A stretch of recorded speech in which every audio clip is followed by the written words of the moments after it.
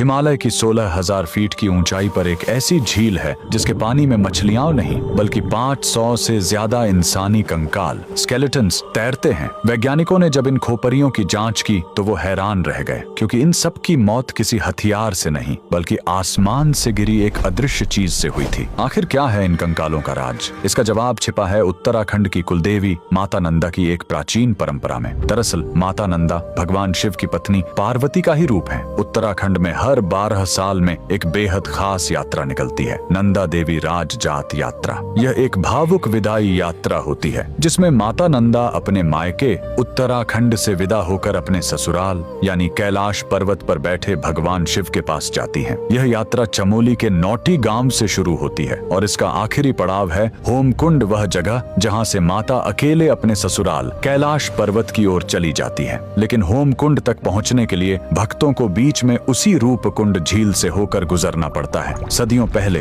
कन्नौज के राजा जसधवल ने इसी पवित्र यात्रा में शामिल होने की ठानी, लेकिन राजा को अपनी सत्ता का अहंकार था। वे भक्ति भाव से नहीं बल्कि पिकनिक मनाने के अंदाज में गए। नियम तोड़ते हुए वे अपने साथ गर्भवती रानी, नाचने गाने वाली नर्तकियां और जोर जोर से बजते ढोल नगारे लेकर पहाड़ पर चढ़ने लगे। माता नंदा अपनी विदाई के वक्त यह अपमान और शोर शराबा सह नहीं पाई। जैसे ही राजा का काफिला रूपकुंड झील के पास पहुंचा, देवी का प्रकोप टूट पड़ा। अचानक आसमान काला हो गया। बारिश नहीं बल्कि लोहे जैसे सख्त और भारी ओले गिरने लगे। वो ओले क्रिकेट की गेंद जितने भारी थे। वहां छिपने की कोई जगह नहीं थी। वो ओले सीधे राजा और उसकी सेना के सिर पर गिर रहे थे। देखते ही देखते राजा, रानी और उनके 500 साथी वहीं बर्फ में दफन हो गए। सैकड़ों साल बाद जब 1942 में वहां बर्फ पिघली तो दुनिया ने देखा कि झील कंकालों से भरी पड़ी है। और जब फॉरेंसिक जांच हुई तो वैज्ञानिकों ने पुष्टि की कि इन सभी खोपरियों में दरारें थीं जो ऊपर से किसी भारी गोल चीज ओले के गिरने से ही आई थीं।